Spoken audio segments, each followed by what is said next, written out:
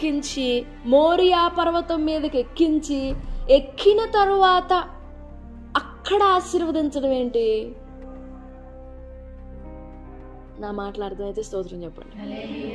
ఆ పర్వతం ఎక్కించిన తరువాత ఆశీర్వాదం ఇవ్వాలా? ముందు ఇవ్వకూడదా? బలి అర్పించక ముందు ఇవ్వకూడదా? అంత టెస్టింగ్ అంతా అయిపోయిన తర్వాతనే ఆశీర్వాదం కన్ఫర్మ్ చేయాలా?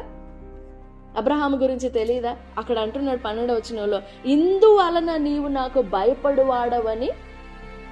అంటే అంతకు ముందుకు దేవునికి తెలీదా? దేవునికి అర్థం కాదా ఒక మనిషి హృదయం ఏంటో?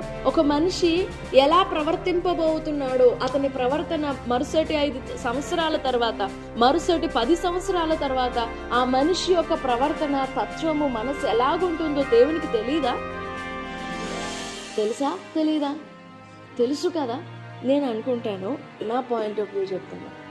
అబ్రహాముని దేవుడు గెస్ చేస్తూ, అబ్రహాముని దేవుడు నమ్మి, అబ్రహమా నేను నిన్ను నమ్ముతున్నాను, నువ్వు సైలెంట్గా పర్వతం మీదకి ఎక్కు, నేను నిన్ను అక్కడ దీవించాలనుకుంటున్నాను. You may not need to understand why you are going through that. నువ్వు ఆ పరిస్థితుల గుండా ఎందుకు వెళుతున్నావో నీకు తెలియాల్సిన పని లేదు. You don't need to understand ఆ పరిస్థితులు. దేవా, ఈ 3 రోజులు నా ఒక్కగానొక్క కుమారుడు 100 ఏండ్లప్పుడు నాకు కలిగిన ఈ కుమారుణ్ణి బలిపీఠం మీద పెట్టమంటున్నావే. 3 రోజుల ప్రయాణం తర్వాత నేను అలసిపోయి, సొమ్మసిల్లిపోయి, బలహీనమైపోయి, కృంగిపోయిన సమయాన నా రక్తాన్ని నీకు బలిగా అర్పించమంటున్నావే, అది కూడా దహన బలిగా అర్పించమంటున్నావే. అబ్రహాము మనస్సు. ఒక వ్యక్తిని దేవుడు ఆశీర్వదించాలి అని అంటే మనమున్న పరిస్థితుల్లో ఆశీర్వదించడం, మన భూమి మీద మనల్ని ఆశీర్వదించడం, మన భూమి మీద మనల్ని దీవించడం ఆయన. ఒకవేళ మన భూమి మీదన దేవుడు తన ఆశీర్వాదాన్ని మన మీద పెట్టాడు అనుకోండి, ఏం చేస్తాం? ఏమి చేయం. ఇలా పట్టేసుకొని టేక్ ఆఫ్, అమెరికాకు, ఆస్ట్రేలియాకు, మనకిష్టమైన ప్రదేశానికి టేక్ ఆఫ్. ఆశీర్వాదాన్ని మనకి ఇష్టం వచ్చినట్లుగా మలుచుకుంటూ ఉంటే దేవుడు ఊరుకోడు. The blessing is his and for him only. ఆశీర్వాదం, నువ్వే ఆశీర్వాదం పొందాలన్నా, నీకు ఏ ఆశీర్వాదం కావాలన్నా అది దేవునిది అయి ఉండాలి. నీకొక ఉద్యోగమా, అది దేవుని కొరకు అయి ఉండాలి. వాట్ ఎవర్ ఇట్ ఈస్, ఏమి పొందాలనుకున్నా, whatever you need he'll give you, ఇస్తాడు. Nothing is impossible for him. ఏది అసాధ్యం కాదు ఆయనకి, ఇస్తాడు. కానీ అది దేవుని కొరకైనట్లుగా ఇస్తాడు. నీ భూమి మీద, నీ ఇష్టాల మీద, నీ ప్రవర్తన మీద, నీ అనుకూలమైన పరిస్థితుల మీద, నీ నీడ్ కోసం నీకు అవసరమై ఉంటుంది. దేవా నాకు ఇప్పుడు జాబ్ అర్జెంట్ అంటావు నువ్వు. నో, అది నీకు you think that is so necessary for us. నేను ఒక ఉద్యోగం ఉదాహరణ చెప్పాను. ఇంకా చాలా ఉంటాయి కదా మన అక్కరలు, మన అవసరాలు చాలా ఉంటాయి. బయటకు చెప్పుకోలేనివి ఉంటాయి, భాషతో మాట్లాడలేనివి కూడా ఉంటాయి. అవి ఏవైనా కానీ ఒక నిమిషం పాటులో తీర్చేయగలడు ఆయన. గర్భం తెరవడం ఆయనకు ఒక లెక్క. గర్భము తెరచువాడనైనా నేను దానిని మూసేదనా అంటాడు. 25 years ఎందుకు వెయిట్ చేయాలి? ఏం ముందు చేయలేడా ఆయన? ఇప్పుడు చేయగలిగిన దేవుడు ముందు చేయలేడా? తర్వాత చేయలేడా? ఒక నిమిషం ముందు చేయలేడా? ఎందుకు అని అంటే he wanted to take Abraham to the mount, to that mountain where he is going to bless all the generations. అదే మోరియా కొండ మీద యేసు ప్రభు వారు సిలువ వేయబడింది. అదే మోరియా పర్వతం మీద సొలొమోను దేవాలయం కట్టింది. అదే ప్లేస్లో యేసు ప్రభు వారు సిలువ వేయబడింది. యేసు ప్రభు వారు సర్వ మానవాళి కొరకు రక్తం చిందించింది ద సేమ్ ప్లేస్. మరి అబ్రహాంకు గుర్తుందో లేదో ఆ ప్లేస్. దేవుడు ఆ ప్లేస్ వరకు తీసుకువెళ్ళి ఇక్కడే నేను చూపించే స్థలం అన్నాడు. కొన్ని వేల సంవత్సరాల తర్వాత తన కుమారుడు అక్కడే మరణించబోతున్నాడు. అక్కడ నిలబడి కరెక్ట్గా ఏ ప్లేస్లోనైతే ఇస్సాకును బలిపీఠం మీద అలా పెట్టేసి ఉన్నాడో అక్కడే పరలోకం తెరవబడింది. పరలోకం తెరవబడి పరలోకం నుండి ఒక స్వరం వినబడుతుంది, అబ్రహామా అబ్రహామా, ఆ చిన్నవాన్నేమి చేయొద్దు, బికాస్ నా కుమారుడు నీ కుమారునికి బదులుగా మరణించబోతున్నాడు. నీ కుమారుడు ఎందుకు చనిపోవాలి? నో నీడ్, అవసరం లేదు. యూ టేక్ ఆఫ్, నీ బిడ్డను పక్కకి తీసేయి. నేను అక్కడ గొర్రెపిల్లను పెట్టాను చూడు, కన్నులెత్తి చూడగా ఒక తట్టుకొని ఉందంట, చిక్కుకొని ఉందంట ఆ చెట్లలో, ఆ గుబురుల్లో. మరి అప్పటి వరకు ఆ గుబురులు ఉన్నాయో లేవో, అప్పటికప్పుడు ఇన్స్టెంట్గా దేవుడు క్రియేట్ చేశాడేమో తెలియదు, కానీ అప్పటికప్పుడే కనపడిపోయింది. నేను చెప్పాలనుకున్న మాట ఏంటంటే, దేవుడు మనకి ఏమైనా ఇవ్వాలంటే, what the blessing are our need, మన అవసరతలు తీర్చాలన్నా, మనకి ఏదైనా అక్కర ఇవ్వాలన్నా, మనకి ఏదైనా వరం ఇవ్వాలన్నా, మనకి ఏదైనా కృప ఇవ్వాలన్నా, దీవెన, ఆశీర్వాదం ఏమి ఇవ్వాలన్నా మన భూమి మీద ఇవ్వడం. మన భూమి అంటే మీకు అర్థమైందా? ఇది కాదు, మన ప్లాట్ఫామ్, మన మన పరిస్థితి, మనం ఏ పరిస్థితుల్లో ఉన్నామో, మన అండర్స్టాండింగ్ లెవెల్స్, మన మన గ్రహింపు, మనకు అర్థమయ్యే పరిస్థితులు, మన మానసిక పరిస్థితిని బట్టి ఇవ్వడం.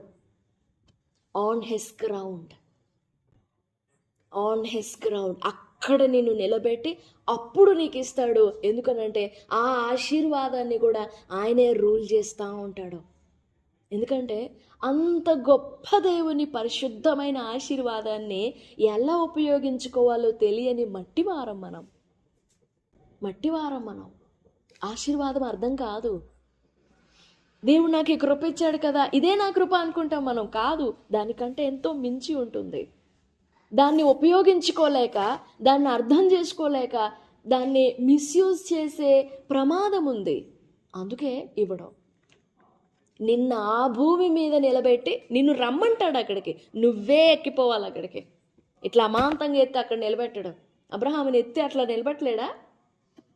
హానోకుని తీసుకొని వెళ్ళిపోయినట్లుగా, ఏలియాని తీసుకొని వెళ్ళిపోయినట్లుగా అబ్రహాముని వాళ్ళ ఇంట్లో నుంచి ఎత్తి మోరియా కొండ మీద పెట్టలేడా? Can do that.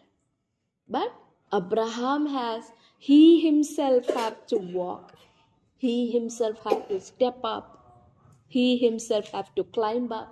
తనంతట తానే ఎక్కాలి, ఆ మెట్లన్నీ ఎక్కాలి. 3 రోజుల ప్రయాణం అంటే మనసులో ఎన్ని ఆలోచనలు ఉంటాయో కదా. మనలాగా మనిషే కదా. అందులో ఇంపాసిబుల్ టైంలో దీవింపబడ్డాడు. అసాధ్యమైన పరిస్థితుల్లో, అస్సలు మృతతుల్యమైన దేహంలో ఇసాకు జన్మించాడు. నేను నిజంగా రైటే విన్నానా? ఎన్ని అనుమానాలు వచ్చి ఉంటాయి, ఎంత సందేహం వచ్చి ఉంటుంది.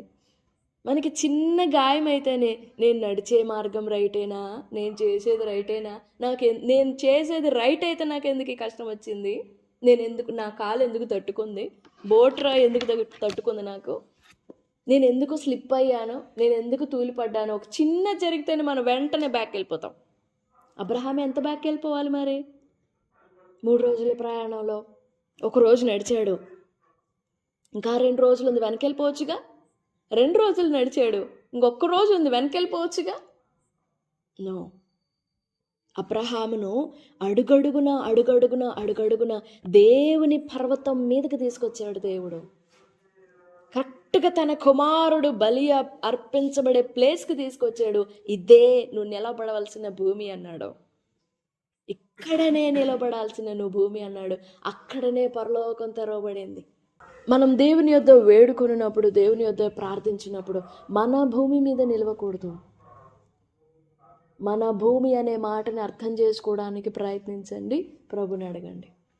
నా భూమి అంటే ఏంటయ్యా? నా భూమి ఏంటి? నువ్వు నన్ను దీవించాలి, నువ్వు నన్ను ఆశీర్వదించాలి, నువ్వు నాతో మాట్లాడాలి, నేను నీతో మాట్లాడాలి. నీ భూమి మీదకి నన్ను తీసుకొని పదా, నన్ను ఎక్కించు. దావీదు అంటాడు, నేను ఎక్కలేనంత ఎత్తైన పర్వతం, ఎత్తైన కొండ మీదకి నన్ను ఎక్కించు, నువ్వే నన్ను ఎక్కించు. You lift me up, you help me to climb up. నన్ను పైకి ఎక్కనివ్వు. You hold my hand and you help me to rise up.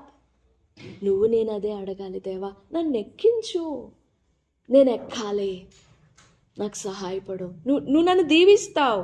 అబ్రహాముకి ఇవ్వబడిన ఆశీర్వచనం అది, అబ్రహాముకి ఇవ్వబడిన ప్రవచనం అది, ఆశీర్వాదం అది. నిశ్చయముగా నేను నిన్ను ఆశీర్వదింతును, నిశ్చయముగా నేను నిన్ను విస్తరింపజేతును. ఇది చూడు, ఆకాశ నక్షత్రాలు చూడు, ఇసుక రేణువులు చూడు, వాటి వలె నేను నిన్ను ఆశీర్వదిస్తాను. ఏమైపోయింది నా ఆశీర్వాదం? నేనేంటి ఇంత కష్టపడి ఈ ముసలి వయసులో ఇంత ప్రయాణం చేయడం అవసరమా? నాకు ఎన్ని ఆశీర్వాదాలు ఇచ్చావు కదా, ఈ ముసలి వయసులో కుమారుని పొంది కూడా నీ ఆజ్ఞకు లోబడ్డం అవసరమా? నాకు ఇదంతా, నాకు ఇంకేం కావాలి? ఏమన్నా అవసరం అయితే అప్పుడు ఏం చెప్పినా వింటాం. కానీ అబ్రహాం చేతులు అన్నీ ఉన్నాయి కదా, ఉండి కూడా ఎందుకు వినాలి దేవుని మాట? ఉండి కూడా ఎందుకు లోబడాలి దేవుని ఆజ్ఞకి? ఈ రాత్రికాల సమయంలో ప్రభు సన్నిధిలో వేడుకుందాం, దేవా నీ హస్తం నా మీదకి వచ్చినట్లుగా, నీ దీవెన నా మీదకి వచ్చినట్లుగా, నీ మాటకు నేను లోబడినట్లుగా, నీ భూమి ఏదో దాని మీదకి నన్ను నిలబెట్టు. నేను నా ఆలోచనలతో నడుస్తున్నానేమో, నా ఇష్టంతో నడుస్తున్నానేమో, నా జ్ఞానంతో నడుస్తున్నానేమో, నా మనస్సుతో నడుస్తున్నానేమో. Help me to change that. అది నేను మార్చుకోవాలి. నాకు గ్రహింపునివ్వు. Please lift me up. నన్ను పైకెత్తయ్యా, నన్ను లేవనెత్తు, నన్ను ఎక్కించు. మట్టివారము మానవ మాతృలం. మనకి జ్ఞానం చాలదు, బుద్ధి చాలదు. కానీ ప్రభుని వేడుకున్నట్లయితే, జ్ఞానం కొదువగా ఉన్నట్లయితే నన్ను అడగండి, నేను ఇస్తానన్నాడు. సందేహపడకుండా అడిగితే, దేవా నేను నిస్సహాయ పరిస్థితుల్లో ఉన్నాను, ఒట్టివారము, నాకు అర్థం కావట్లేదు, నాకు చేత కావట్లేదు, నేను నీ భూమి మీద నిలబడాలి. దావీదు అంటాడు, సమభూమి గల ప్రదేశమందు నన్ను నిలబెట్టు. సమభూమి అనంటే నీకు నాకు సమ్మతమైన భూమి. 51వ కీర్తన కదా, సమ్మతి కలిగిన మనస్సు.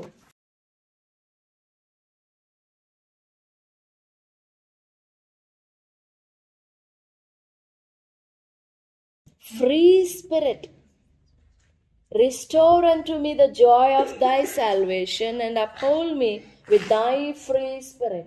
నాకు సమ్మతి కలిగిన మనసు. అప్పటి వరకు లేదా దావీదులో? అదొక్కటే అడగలేదా దేవుణ్ణి దావీదు? నా బలమా అంటాడు, నా శైలమా అంటాడు, నా శృంగమా అంటాడు, నా దాగుచోటు అంటాడు, నా గానమా అంటాడు, దేవా నీవే నా దేవుడు అంటాడు, నీవే నాకు ఆధారం అంటాడు. ఇది ఒక్కటి అడగలేదా దావీదు? అందుకేనా తప్పిపోయాడు తన ఆలోచనలలో? ఇంకొక వచనంలో 143వ కీర్తన 10వ వచనం, నీవే నా దేవుడవు, నీ చిత్తానుసారముగా ప్రవర్తించుటకు నాకు నేర్పుము. దయగల నీ ఆత్మ సమభూమి గల ప్రదేశమందు నన్ను teach me to do thy will, for thou art my God, thy spirit is good, lead me into the land of uprightness. And if we search in another translations, it may seem like the understanding of God. The understanding.